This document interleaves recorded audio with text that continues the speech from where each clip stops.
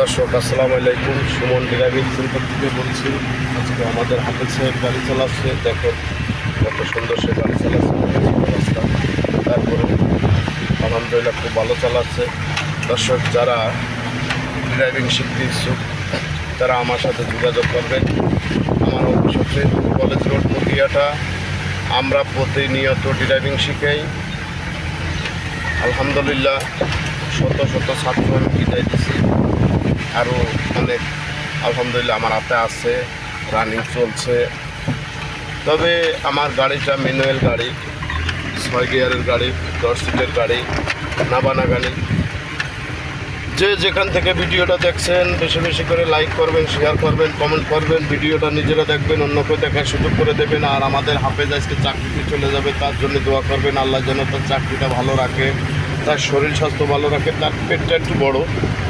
আলহামদুলিল্লাহ সবই ঠিক হয়ে যাবে। হাফেজ সাহেব তো এরা খায় বেশি, ঘুমায় বেশি, তাদের শরীরটা যেন সবসময় ভালো থাকে, সুস্থ থাকে, 5 ওয়াক্ত নামাজ পড়াইতে পারে, নিজে গাড়ি চালাইতে পারে, এতটুকু তার জন্য দোয়া করবেন।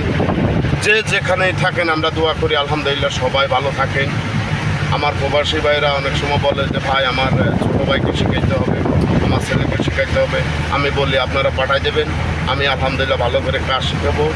আমার প্রবাসী ভাইয়েরা যারা আছেন তারা মরুভূমিতে, তারা সাপ্লাইতে অনেক কষ্ট করে। আর যখন আপনি গাড়ি চালাবেন, এসি আছে গাড়িতে, হাতের কাজ জানবেন, টাইলসের কাজ, ঘরের ভিতরে ঠান্ডায় কাজ করবেন, মরুভূমি, এরপরে উঠকে খাওয়ানো, ছাগল খাওয়ানো, এই কষ্টের কাজ আসলে মেনে নেওয়া যায় না। আমি একজন প্রবাসী, রোদ্দুরের সময় থাকা যায় না, শীতের সময় থাকা যায় না, বৃষ্টি হলে তলায় যায়, যার কারণে একমাত্র গাড়ি, কারেন্টের কাজ, টাইলসের কাজ, যারা হাতের কাজগুলো শিখবেন বিশেষ করে ড্রাইভিংটা বেশি মূল্যমান দেয়।